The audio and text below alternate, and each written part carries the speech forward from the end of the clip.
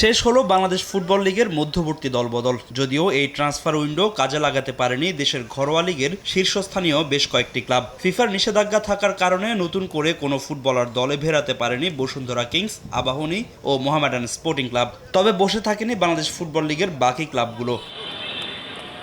সবচেয়ে বেশি রদবদল এসেছে গোপীবাগের ক্লাব ব্রাদার্স ইউনিয়নের। নেপালের ঘরোয়া লিগ শুরু হওয়ায় সার্ক কোটায় খেলা ক্লাবটির নেপালি ফুটবলারদের ছাড়তে হয়েছে। তাদের পরিবর্তে পাকিস্তান থেকে 5 ফুটবলার দলে ভিড়িয়েছে দলটি, যারা খেলবেন সার্ক কোটায়। এছাড়া গিনির 3 ফুটবলারকেও দলে টেনেছে ব্রাদার্স। এদিকে ক্লাবটিতে ট্রায়াল দিতে আসা 2 যমজ ভাই আশিক ও অনিকের সঙ্গেও চুক্তি করেছে তারা। ক্যাসপার হকও খেলবেন জামাল ভুঁইয়াদের সঙ্গে। এখন শুধু ইন্টারন্যাশনাল ট্রান্সফার সার্টিফিকেটের অপেক্ষা করছে ক্লাবটি। ভোগান্তি ভুলে চলে আসুন রিগালে। ওয়ারেন্টি সহ স্টাইলিশ কালেকশন নিয়ে রেডি রিগাল ফার্নিচার। আগের যে 5 জন সেই 5 জন আমাদের এর আগে ছিল, আমাদের ফার্স্ট লিগে ছিল 4 জন নেপালের ন্যাশনাল লিগটা শুরু হওয়ার পরে আমরা একটা স্ট্র্যাটেজি নিয়েছিলাম যে যেখান থেকে আনি এক জায়গা থেকে আনবো, বিচ্ছিন্নভাবে না এনে।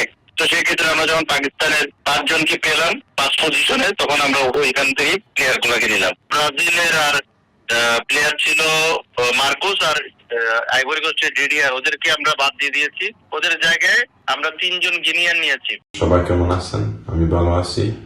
Just wanted to say, after some long contract discussions, I have finally joined Brothers Union and I'm very excited for the rest of the season.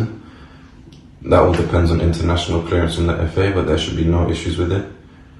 Now it's time to really show what I'm about and aim for the national team. মধ্যবর্তী দলবদলে শক্তি বাড়ানোর চেষ্টা করেছে Bangladesh football লিগের টেবিলের 2-এ থাকা Fortis FC. নাইজেরিয়ার নাজিক ক্রিস্টিয়ানকে দলে ফেরানোর কথা থাকলেও শেষ পর্যন্ত আইটিসি না পাওয়ায় ভুটানিজ ফুটবলার দাওয়া শেরিংকে নিয়ে সন্তুষ্ট থাকতে হয়েছে তাদের। নাইজেরিয়ার যে প্লেয়ারটা, সেটার সাথে কালকে আমরা সব ওকে করছিলাম, বাট ওরা এন্ডিং এ এসে আইটিসিটা দেয় নাই। এই জন্য একটা ফরেন আর একটা লোকাল গোলকিপার নিচে হইলো পুলিশ থেকে নাইম। এদিকে 2 বিদেশি ফুটবলারকে দলে টেনেছে পুলিশ এফসি। আর রহমতগঞ্জ মুসলিম সোসাইটিতে যোগ দিয়েছেন একজন বিদেশি ফুটবলার। দলবদল শেষ হলেও লিগ শুরু হওয়ার দিনক্ষণ এখনও নিশ্চিতভাবে জানে না ক্লাবগুলো। ফাহিম ইসলাম, সময় সংবাদ, ঢাকা।